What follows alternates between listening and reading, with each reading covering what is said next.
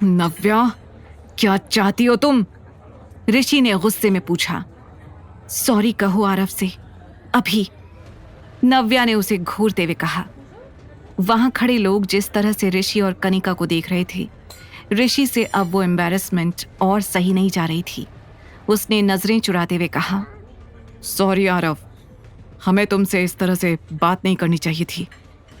ऋषि की ये बात सुनकर कनिका की आंखें फटी की फटी रह गईं। ऋषि, ये क्या कह रहे हो तुम? कनिका ने चिल्लाकर कहा।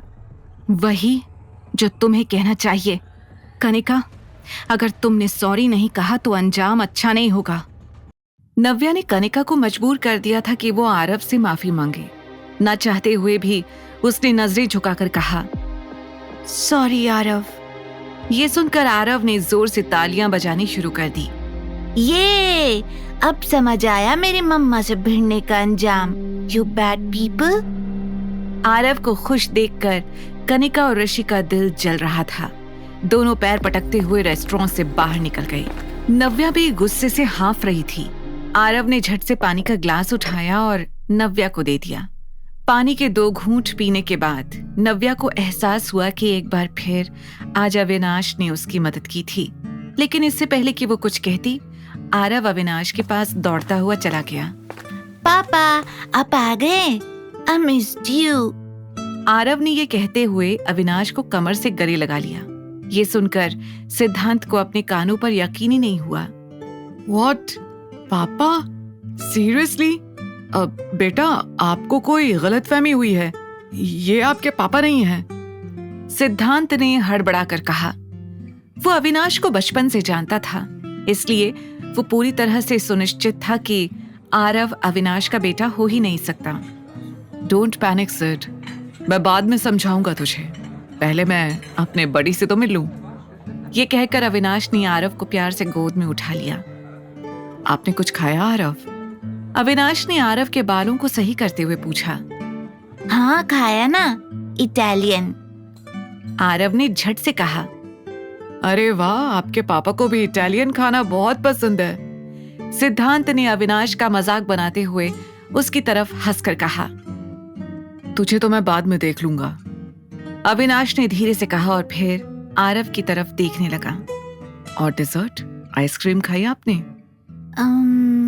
नहीं। आरव ने सोचकर जवाब दिया। तो ठीक है, हम आइसक्रीम खाएंगे, अविनाश ने कहा और वेटर को ऑर्डर दे दिया।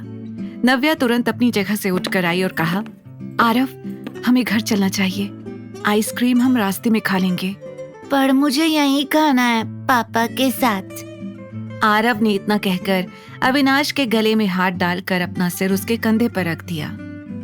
उसे अविनाश के साथ इतना कंफर्टेबल देखकर सिद्धांत की आंखें फटी की फटी रह गई थीं। आरव का मन है तो उसे यहीं खाने दो ना, अविनाश ने कहा। इसके आगे नव्या भी कुछ नहीं बोल पाई। उसका मूड इतना ज्यादा खराब हो गया था कि उसे वहां रुकने में भी अजीब लग रहा था। लेकिन आरव का मन देखकर वो चुपचाप बैठ गई। तो आरव, आप लोग तो वापस बेंगलुरु जाने वाले थे ना, क्या हुआ? अविनाश ने आइसक्रीम खाते हुए आरव से पूछा। ये सब कुछ मेरे नानू और ईविल आंटी ने किया है। इतना कहकर आरव ने अविनाश को सब कुछ बताया जो नव्या के साथ हुआ था। अविनाश को शक तो था ही, पर अब उसे यकीन हो गया था कि नव्या का परिवार उसके पीछे हाथ धोकर पड़ा था। नव्या आरव को इशारे से रोकने की भी कोशिश कर रही थी, लेकिन आरव रुकने का नाम ही नहीं ले रहा था। तभी सिद्धांत ने बीच में झट से पूछा, तो क्या नव्या मेरी भाभी है अविनाश? तुमने बताया नहीं यार। नहीं सर, आप गलत समझ रहे हैं, मैं किसी की भाभी नहीं हूँ। इससे पहले कि नव्या पूरी बात कह पाती, अविनाश ने बीच में कहा, सिड, मैंने तुझसे कहा ना, मैं बाद में बताऊंगा तुझे। आइसक्रीम खत्म होते ही नव्या जाने के लिए उठ गई। उसके बाहर आते ही आरव ने उदास होकर अविनाश की ओर देखा। पापा, आप फिर चले जाओगे? मैं आपको फिर से मिस करूंगा। आप हमारे साथ रहने क्यों नहीं आ जाते? आरव ने कहा। आरव, हो गया, अब बस। नव्या ने तुरंत आरव को रोक दिया। कोई बात नहीं, बच्चा है, तुम हर वक्त इसे रोकती टोकती क्यों रहती हो? अविनाश ने तुरंत आरव के डिफेंस में कहा। आज पहली बार दोनों ने एक दूसरे से नॉर्मल टोन में बात की थी। जहां अविनाश नव्या को अब धीरे धीरे समझने लगा था, वहीं नव्या के मन में भी अविनाश के लिए सम्मान बढ़ गया था।